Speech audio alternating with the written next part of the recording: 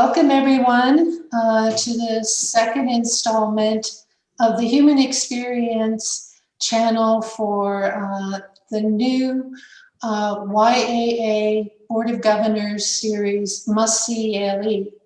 And before I introduce our guests for this evening, I'd like to hand it over to Jeff Feldman, who is the main overseer of this grand enterprise, and he will tell you a little bit about the series in general and about the upcoming shows that will be in January. So, Jeff. Thanks, Stephanie. And I'm co-chair of this committee, and my other co-chair, Elaine Gustafson, is also here. She can wave or say hello. And really just a quick plug. We've been having a great time with this every Thursday, pretty much at 8 o'clock. We're showcasing some Yaleys across the board. There's various shows that we're putting on: STEM Report, Career Pivots, Human Experience, which you're seeing tonight, and boy, personal growth.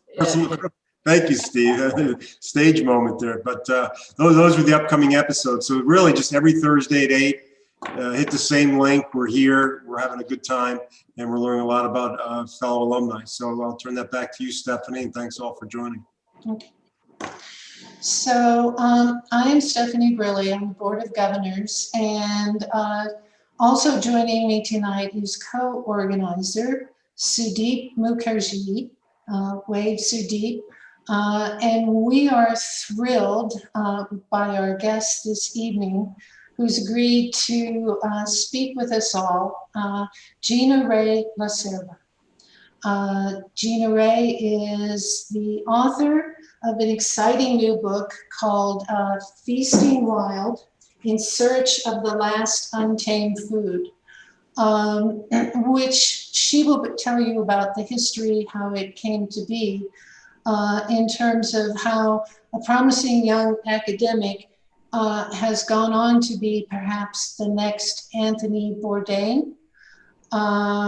And so we have an interesting career path that I don't know if it's available to all of us Yaleys, but certainly her book has gained much attention and has been extremely well reviewed.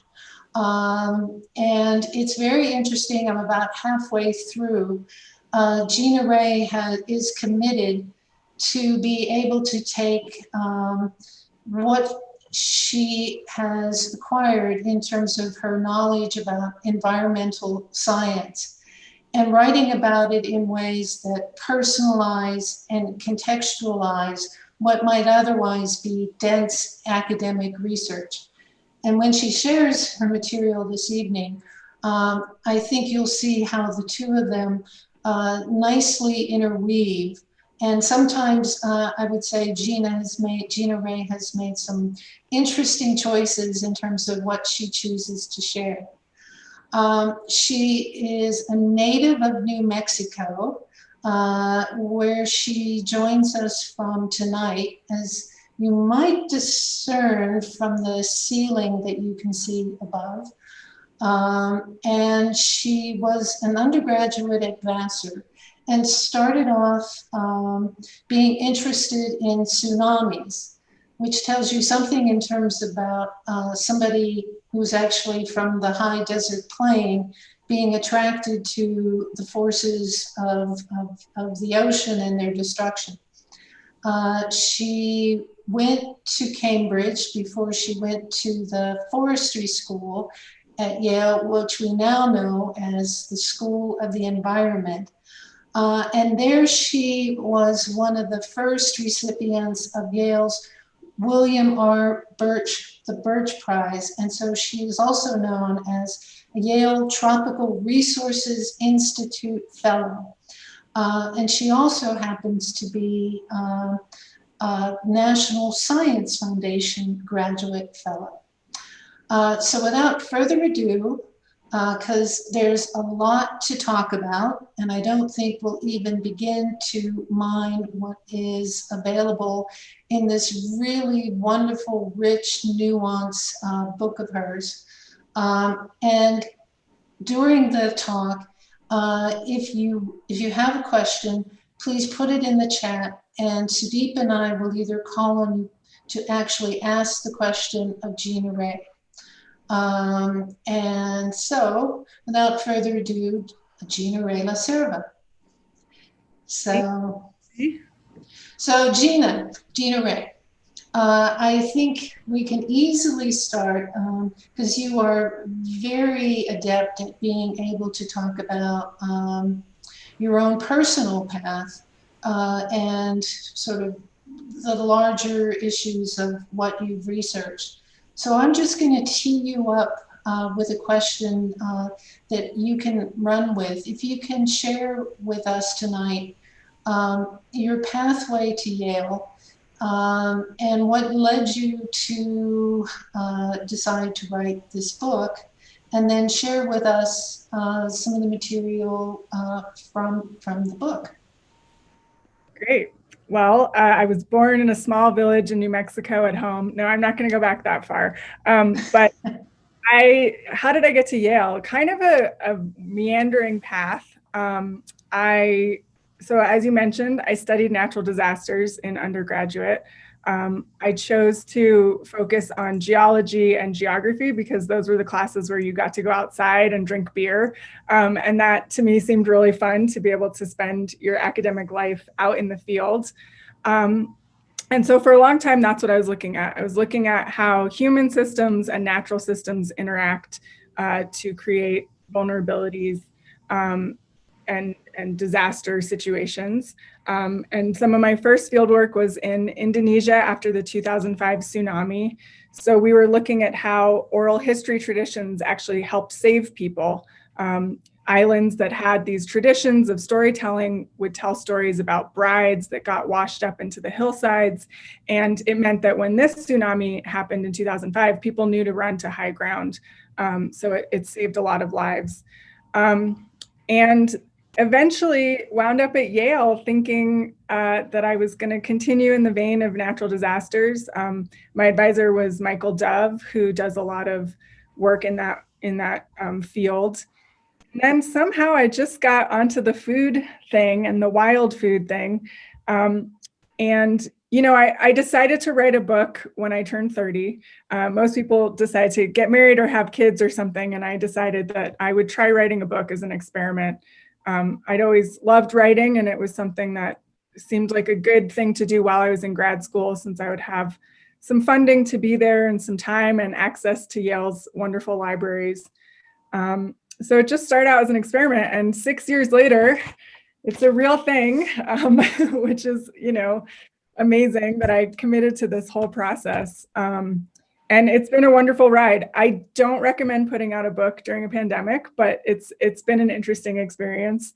And it was chosen for the New York Times summer reading list, and it was recently picked as a top book for 2020 by Amazon. So it hasn't been without its haters. Some of the personal aspects people haven't loved, but it's gotten a lot of really great critical reviews. So I guess that's sort of the overview of how I ended up working on this book. The brief summary of it. So in the book, you know, you go to a number of different areas, and there are different vignettes. But your perspective with the book, and I hate to summarize it because I think one of the really satisfying things about the work is the nuance and the problematics that you set up. But you know, the basic thesis, of course, is how we have become very distant from our food sources, and then to a certain degree, kind of the irony of as you know, there are certain animals that are being threatened, that there seems to be more and more and more taste for the exotic. Can you talk about some of the experiences that you had to write the book, where you went, and share some of the things that you partook of and some of the takeaway and from those experiences. Sure, absolutely. So this was actually quite a difficult book to sell because it really moves throughout different genres. A lot of publishers that I approached said, we love the writing, we love the ideas, but we're not sure what category to put it in. Is it a travel log? Is it academic research? Is it about the environment? Is it about food?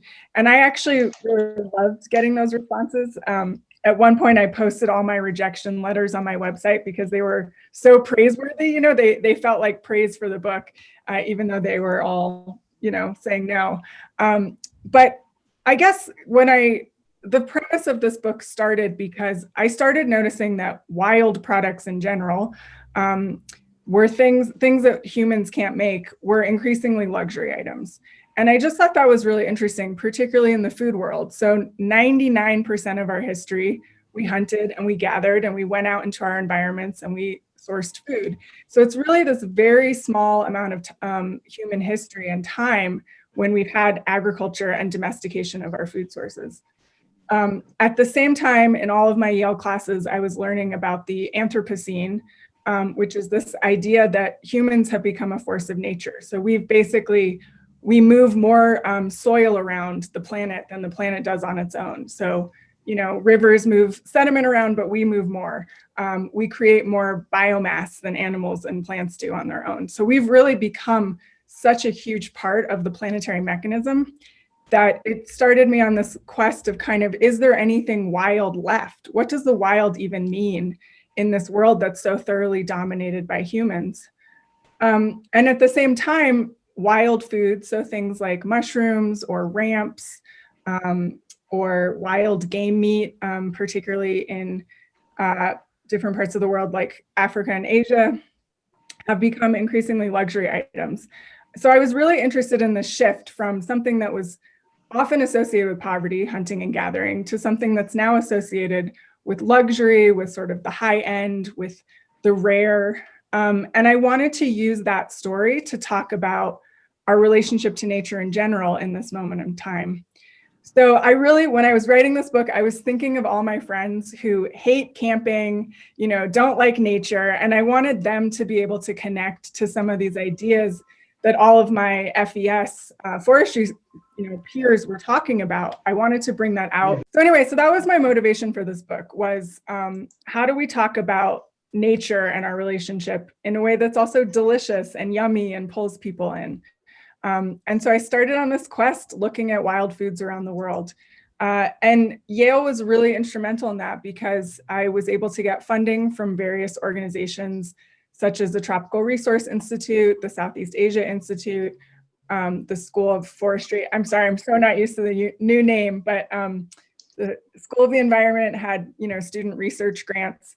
And that really allowed me to go to these different places and do the work for this book. And it also, I really found having the Yale, even just the Yale email address and network opened up so many more opportunities for traveling. So one of the places that I went was the Democratic Republic of Congo. And it is not a place that tourists go, very few researchers go there, but having the Yale network connected me to an environmental organization working there that was able to host me and bring me into the forest and help me to interview hunters. So that was a really wonderful experience. And it's actually a very beautiful, safe country in a lot of ways.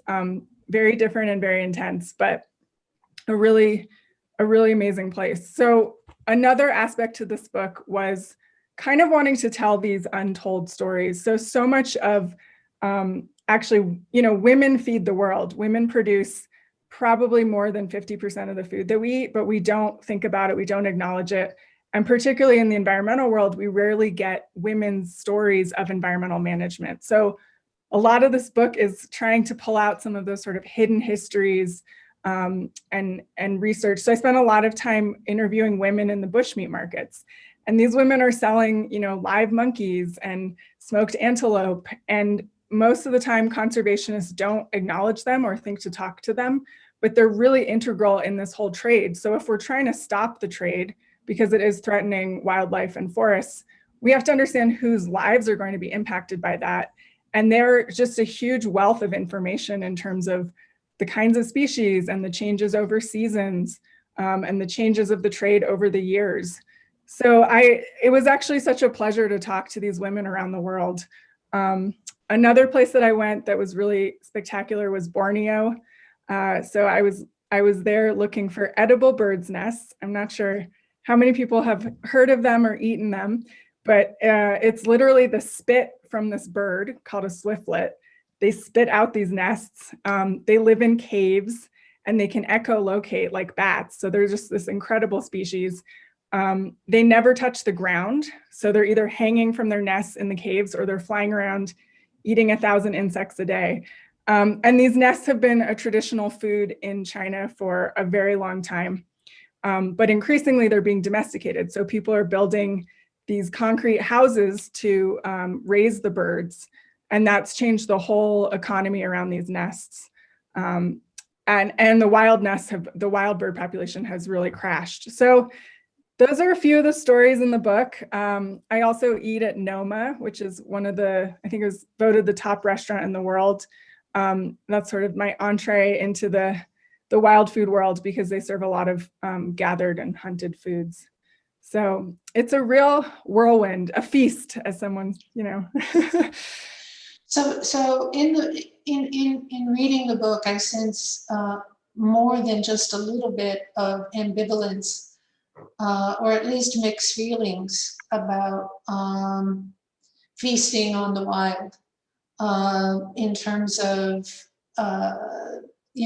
how healthy it is, how much it relates to who we are as a species, but then of course given our impact on the planet and how we're encroaching on the wild, that it's perhaps leading to the diminishing and perhaps extinction of the species. Can you speak to that in terms of, and perhaps even in terms of how you started out and then, where you may have ended up in thinking about this? Yeah, it's definitely not a straightforward topic. I've been thinking about what my next book's going to be, and I'm like, whatever it is, it's got to be like straightforward. There's a yes and no, right and wrong answer. So, I think it's a really challenging subject because in many ways, eating wild food is our birthright.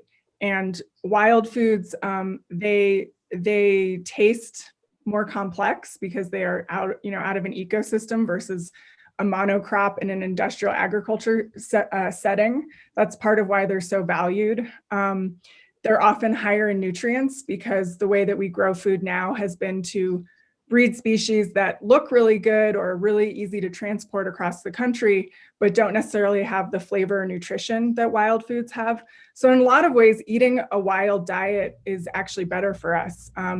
It can create higher levels of gut bacteria, higher diversity of gut bacteria, which is correlated to higher measures of health. So part of me is like, everyone should eat wild, right? Like it's part of how we evolved. It's really what our bodies are craving.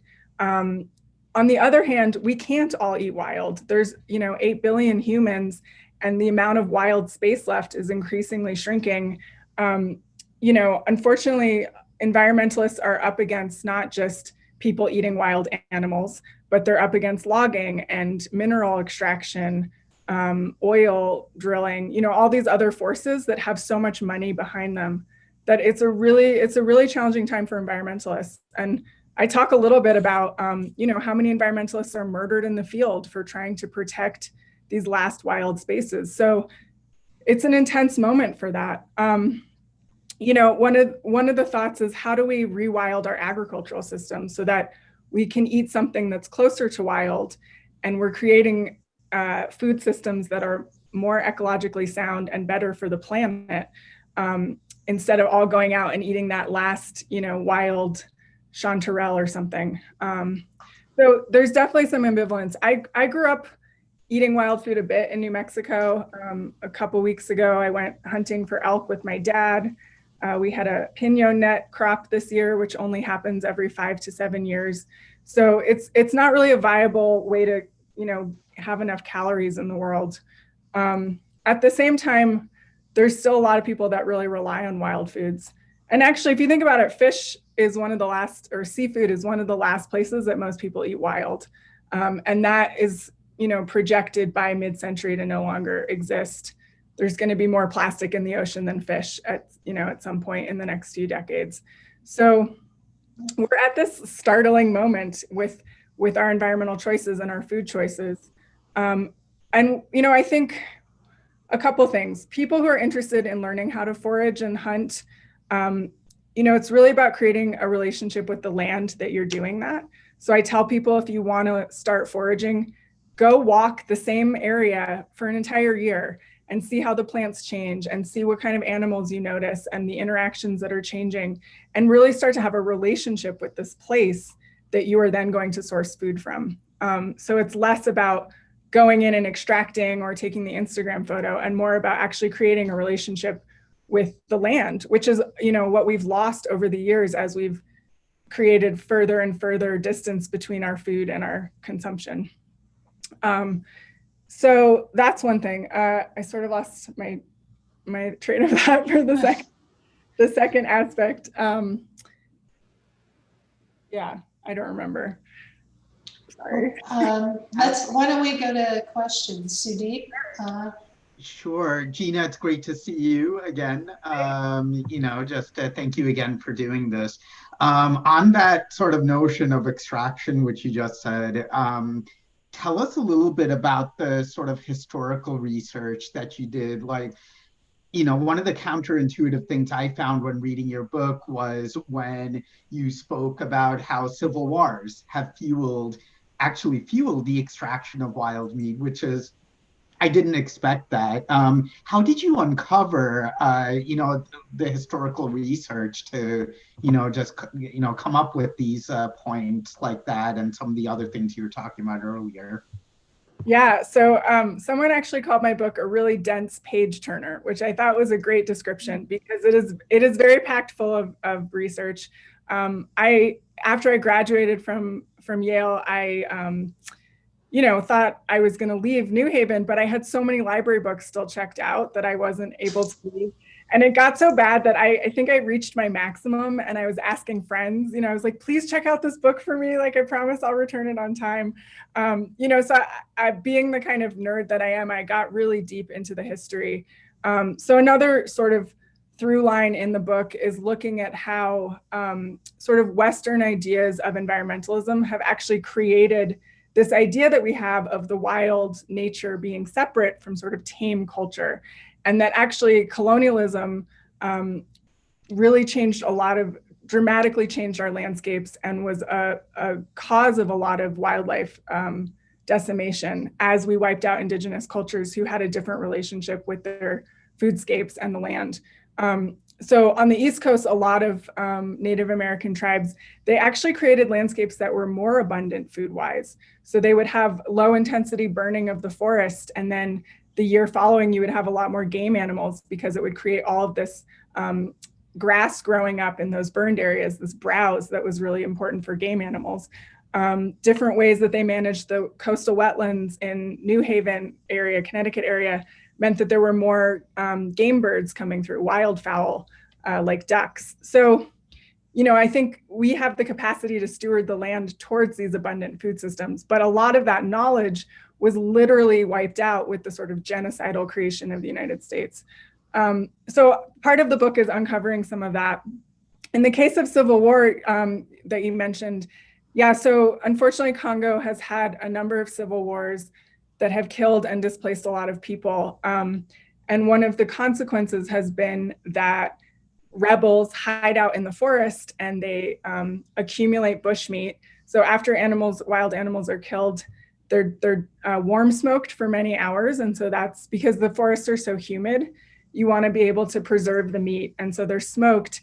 And so these rebel groups would just accumulate masses and masses amounts of meat, and then trade those for weapons or drugs or money or other supplies that they needed. The other thing that happened was that because of these civil wars, you suddenly had automatic weapons in the forest. So, humans have been hunters forever, but we were using bows and arrows and spears. suddenly you have AK-47s in these remote regions, and they, instead of taking down one monkey, you can take down an entire troop of monkeys. So it really, I think I don't remember the exact statistic in the book, but it's something like increased the pace of extraction, by 20-fold. And then it's really hard to get those guns out of the forest. So those are still there. There's still poachers roaming around. So it's less the impact of like local villagers. And the other interesting thing with the bushmeat trade has been the move towards urbanization. So as more and more people live in cities, those people want this food of their childhood living in villages, forest villages. And so suddenly you're having this whole kind of commercial trade happen with the bushmeat trade. So people are now, that's their job, is to go up and extract bushmeat instead of just having it be a local thing. That's great. Go ahead, Stephanie. I was just going to the Q&A, but go. Yeah, no, that's what I was going to do, Sudhi. Go ahead. So Nancy Upper had a question on language barriers. Nancy, you want to unmute yourself? And love your mountainous background there. You're on mute, Nancy. Yeah. It's Aspen, Colorado. Our son lives there, and oh, she may have frozen. still 14ers, please. Oh, the 14ers have snow year round. Anyway, my question, Gina Ray, you said you'd been to these countries. How did you get across language barriers? Because they, I would guess, not speak English. Yeah, it's a great question. Translators or? So in places like Borneo, actually, there was quite a few people that speak English because they have a very strong tourism trade. So there was a lot of English spoken there. In Congo, I speak a little bit of French, and because it was a Belgian colony, there's French is one of the official languages. It was funny though, because I was in Congo for a few months doing research, and I was like, yeah, I speak French. And then I went to Paris because a lot of the bushmeat actually gets put in passenger luggage and brought to Europe that way. So I was kind of following the wild meat trail. But I got to Paris and I was like, I don't speak French at all. Like, it's so much harder here, So, and then I did have translators and research assistants in Congo that were helpful to speak Lingala, which is the main language. Yeah. So it was a bit of muddling through. And actually, I gesture to that a bit in the book of, part of what I also wanted to show with this book was like the real on the ground experience of being a researcher and an environmental researcher. You're not always understanding, and there were things that happened because of misunderstandings. And if you think about the history that we've written down, we take it as fact, but really they had the same experience of sort of that lost in translation moment. And we have to be aware of that as we, look back to the history from things. So thank you for the question. Steve Bloom had 2 questions. Oh, you're still. Yep, let me unmute myself. Gina Ray, first of all, thank you for what you're doing, and also I think the relaxed and candid way with which you're doing it. It's great. I've already actually privately in the chat box gone back to her with an idea. I work at the Alumni Association. I'm also a Yale alum and a Yale parent, and I live with the students in Brantford College as a resident fellow. And therefore I encounter lots of interesting people. And one of them I've just mentioned to Gina Ray.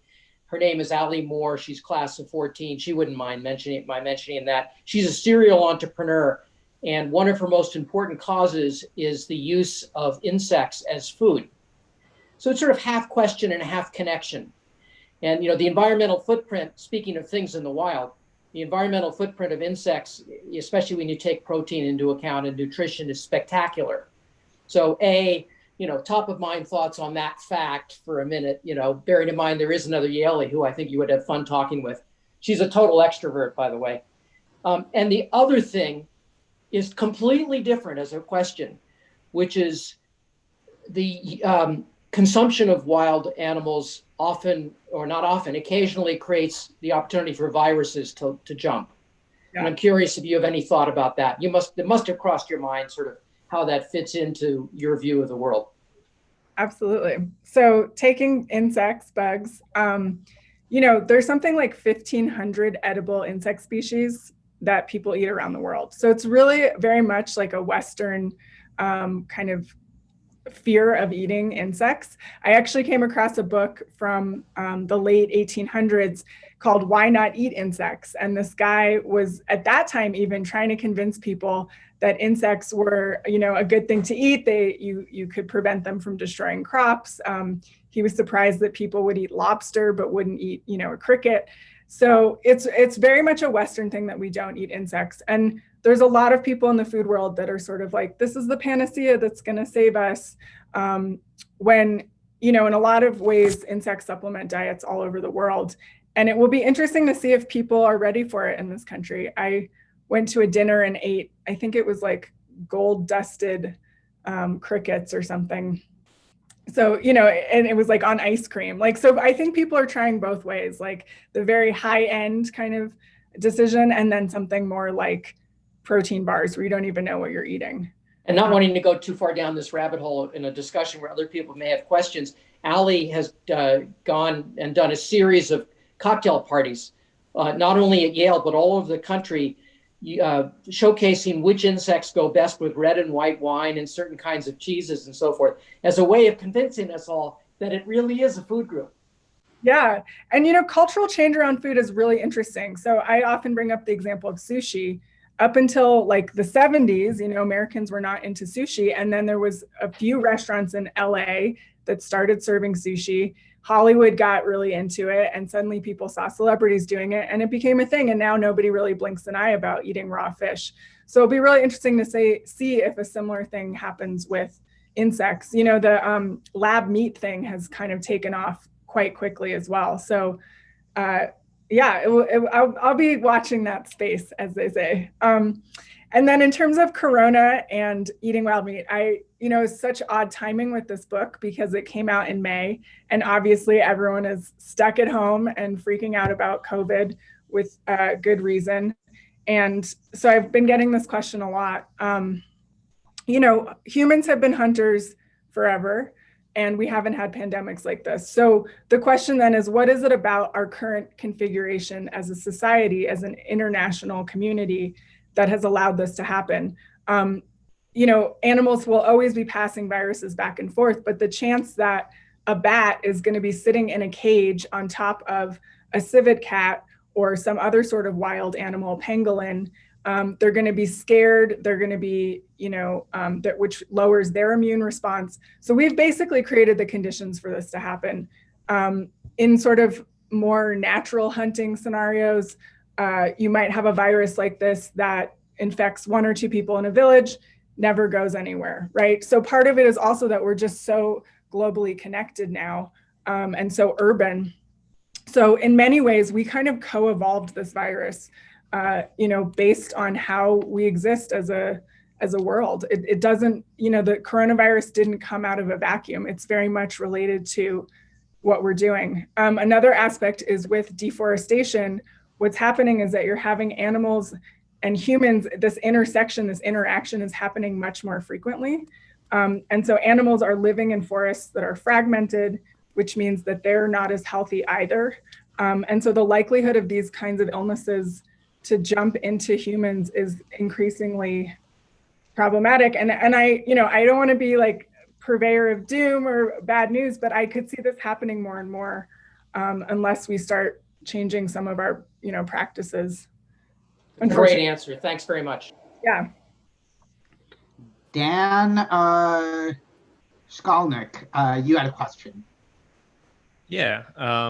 Thank you for telling us about the book, and I guess two kind of questions. One, you said the Congo was actually unexpectedly safe. I've got a friend that's going there. I'd love to hear about that real briefly. But also, do you think that in this book gaining so much popularity and so much press, that are you worried that people are going to start seeking out rare meat, and what possible consequences could that have? Yeah, I guess I'll go with your second question first. That was actually a huge fear of mine in writing this book. Also, there's sort of a love story. So one of the people that I met during the travels is a conservationist in the Congo. And I just call him the hunter in the book because I was really afraid of him getting exposed. But I think in terms of people, I don't think that this book is going to necessarily inspire people to go out and do it. I think people are already, it's things like Instagram where you see people with these insane mushroom hauls, it's taking up the entire frame. Things like restaurants all over New York serving ramps, which are currently being threatened by the sort of trendiness. They're a wild onion that takes 7 to 10 years to grow from seed into an edible plant. So my hope is that this will actually just start to bring more and more awareness to people that if you're going to consume these things, you have to be really knowledgeable about where they're sourced or while you're sourcing them. So the kind of general rule of thumb, which I talk about in the book, is if you're going out foraging, you can take 10% of something and you want to leave 90% behind for nature. But it's really important to remember that you might not be the only person foraging in that area. And to know based on whatever species you're taking, kind of what the life cycle is. So yeah, I don't know. I haven't had anybody say like, thank you so much. I'm so excited to go start foraging. And I think it's actually resonated with a lot of people in the wild food world who've had these concerns and haven't necessarily been able to articulate them or see the larger context in which they exist around overconsumption of things. And then Congo, I will walk back a little bit. I couldn't go anywhere alone. I always had to have someone with me. And it was actually part of the sort of, I think part of my attraction to this person and our brief love affair was he grew up there. And so he was fluent and I was able to go to places that I wouldn't be able to go with like the conservation staff because he was sort of my guide. So he was able to take me to different food markets and different experiences.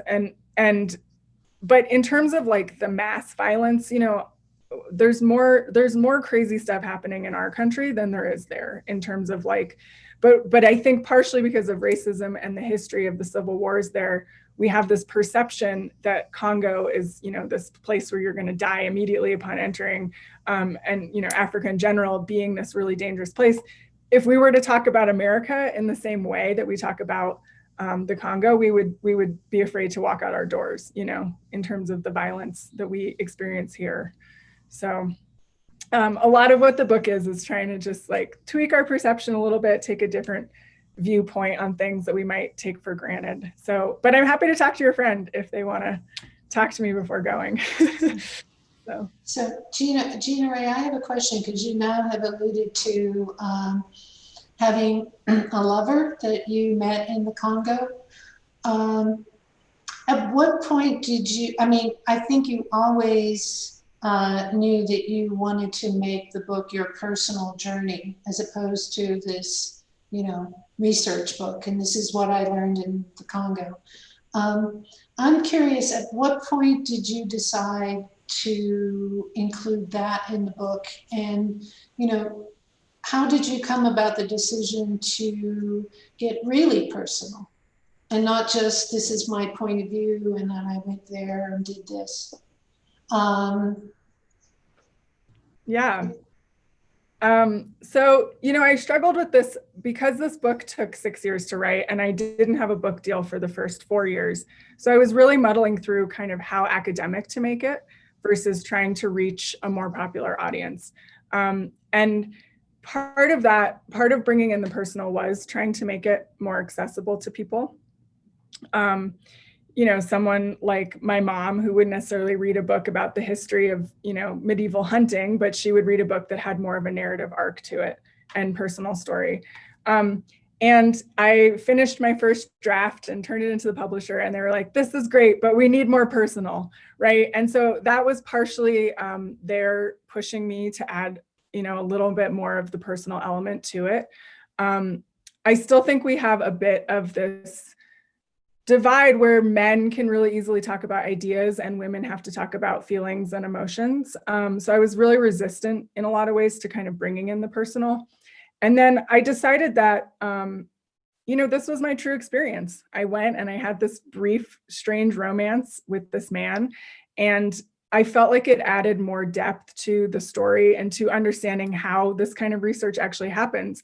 I'm sure plenty of the explorers in the old days had their travel romances and never wrote about it. But, I felt like it was actually important to show that this is how, because it really did influence my perspective on the process. He ends up taking me moose hunting in Sweden, which is where he's from. And I felt like it was going to be too hard to write that chapter as if we were just friends, or as if, we didn't have this personal connection.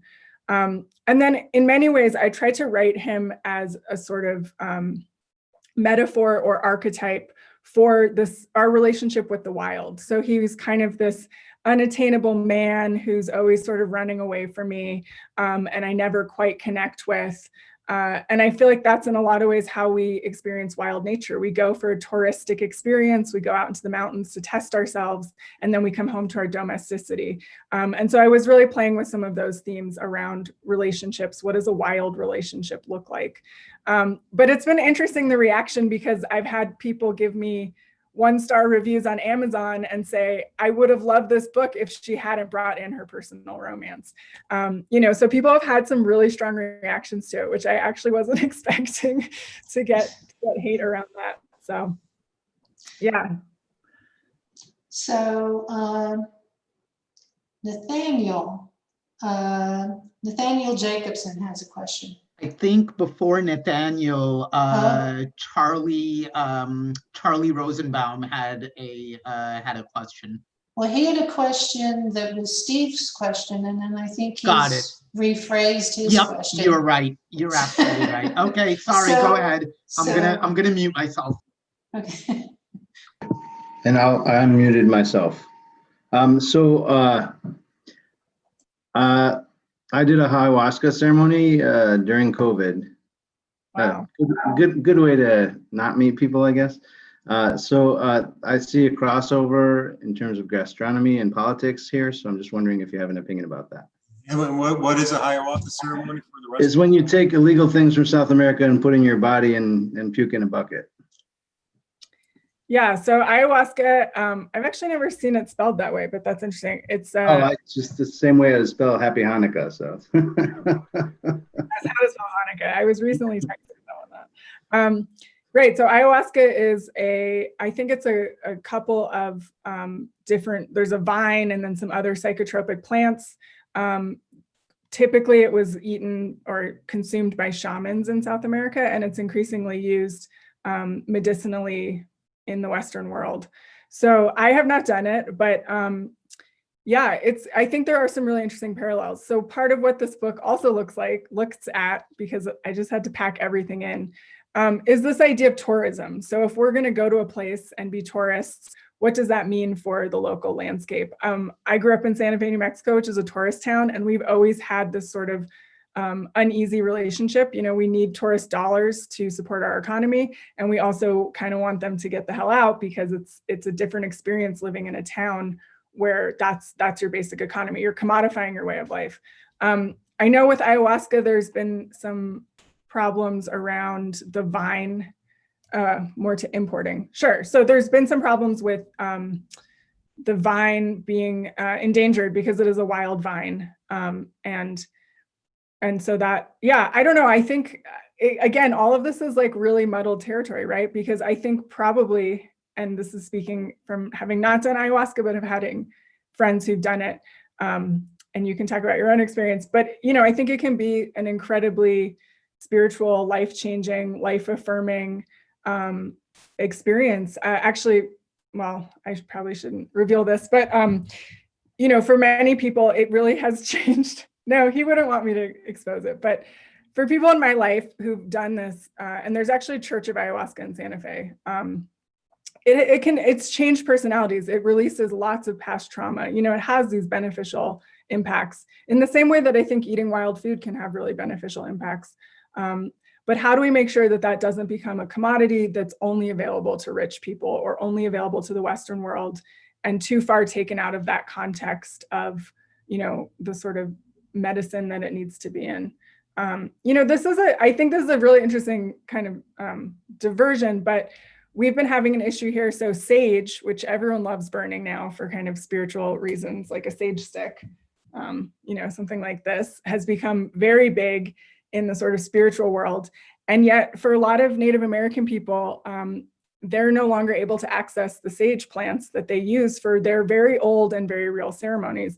And so, when you have basically global capitalism impacting these old traditions and these wild plants, it's a very complicated scenario. I don't know. I don't have a good answer. I'm sorry.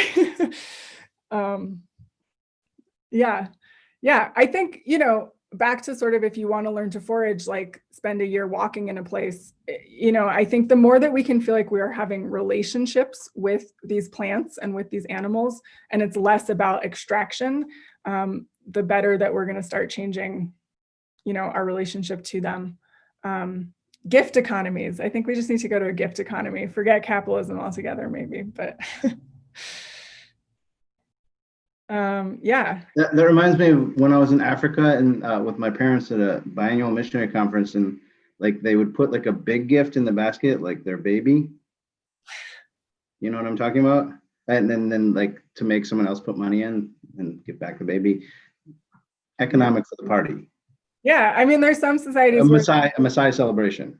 The more you give away, the more, kind of high value you are in the tribe, right? So we have a very different model of economics in this country. It's like the more you mass, the more that you're considered wealthy. So some of these very deep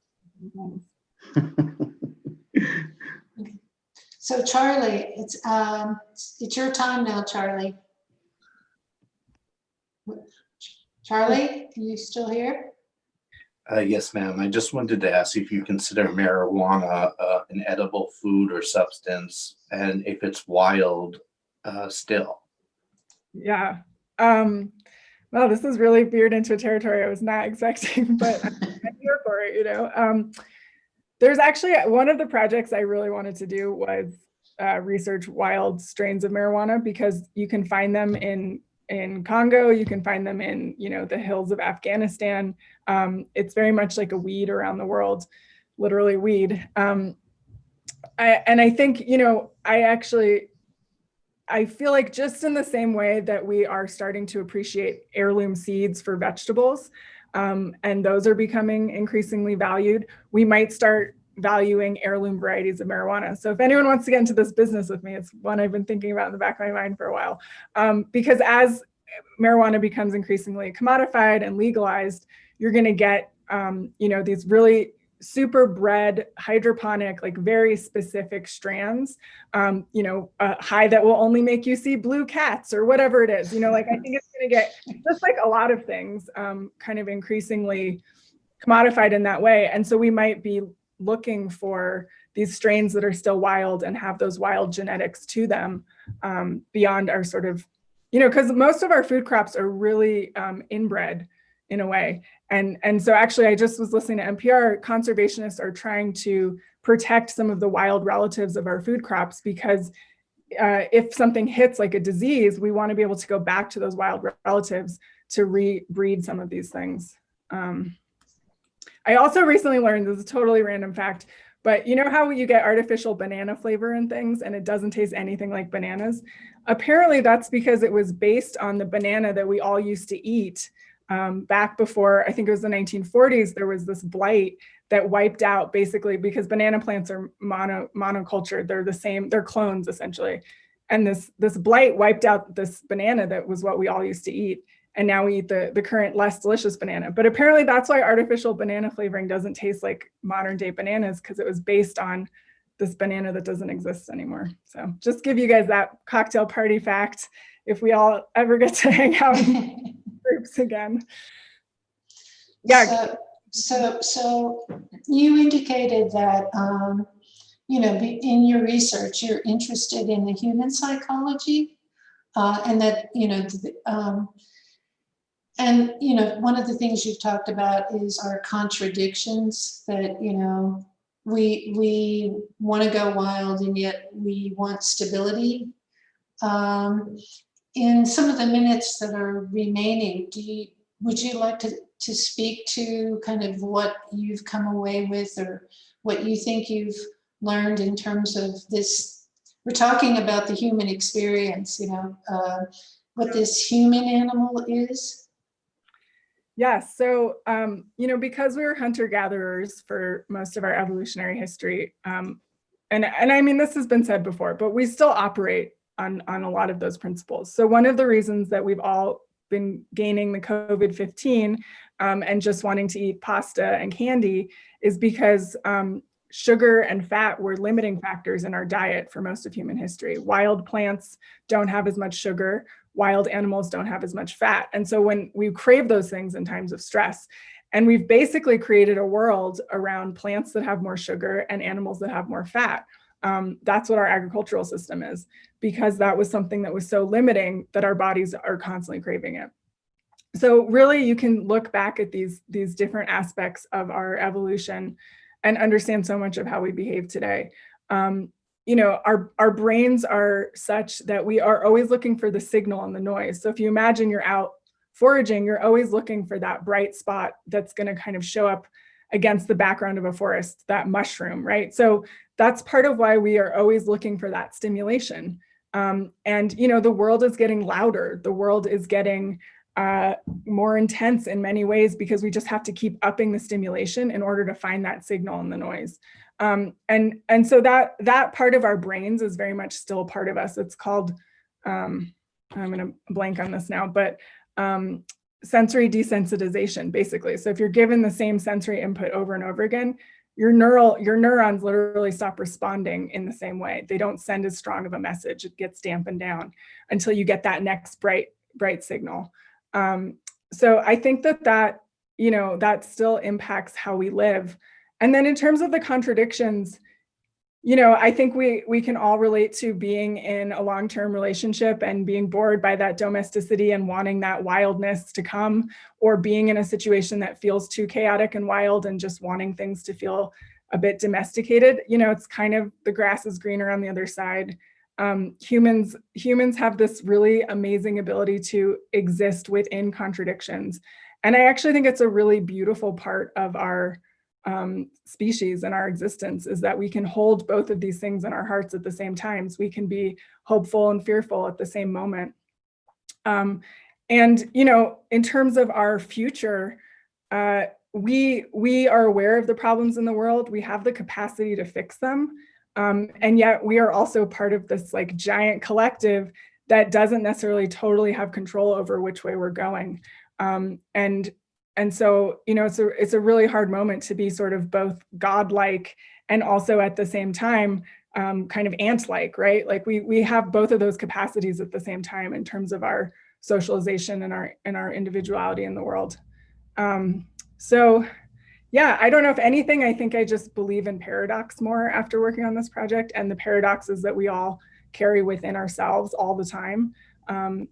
And that's okay, that there's a fluidness to identity and to the world that, part of what I realize is that you can't really define the wild, because by defining it, it no longer exists. There's something undefinable about this wildness.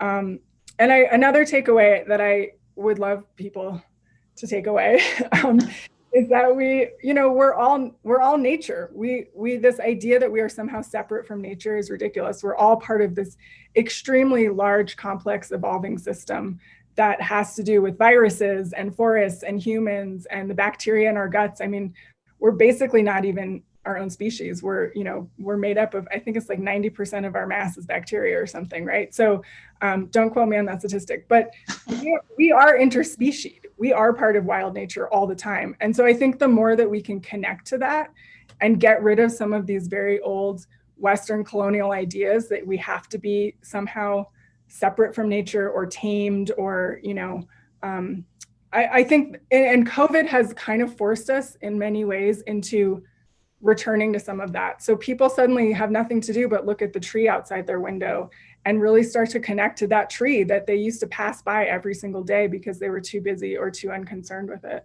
More and more people are interested in noticing where the moon is at in terms of the moon cycles. The moon literally moves the ocean around every single month, and it's this incredible, powerful force So, but it's also this moment where like science is really threatened and people are ready to take up moon ceremonies and not believe in vaccines. So it's a challenging moment, I think, where we're all trying to figure out, where do we land in this world of humanity and nature, as we become a force of nature that's changing the planet every second.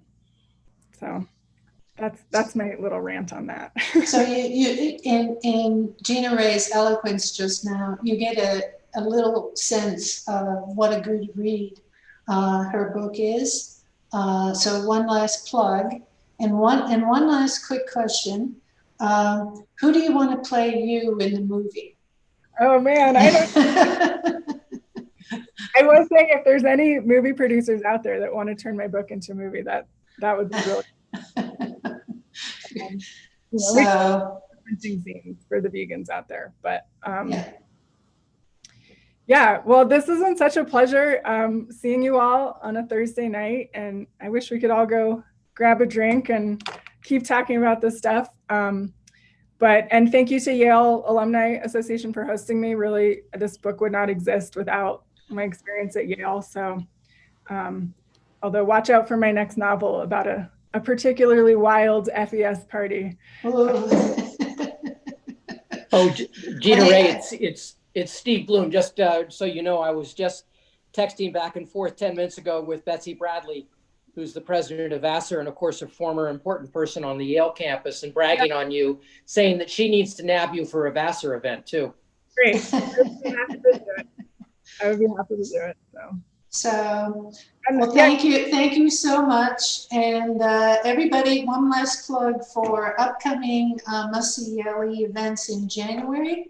On the 7th, we get the big leap about leaving your career path and starting a new business. And in fact, I think by coincidence, one of the guests is gone from being a writer to having a lobster business in Portland, which in fact, one of Gina's chapters is about eating lobster in Maine, as a good segue.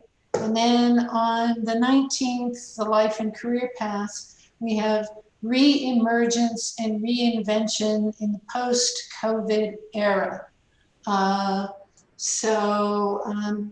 See you all in 2021 when everything is going to be different. Yeah, and I just want to say I'm really accessible, so you can contact me via my website if you have more questions or thoughts on collaboration. So I just wanted to put that out there as well. Always open to the. Thank you, Stephanie. Thank you.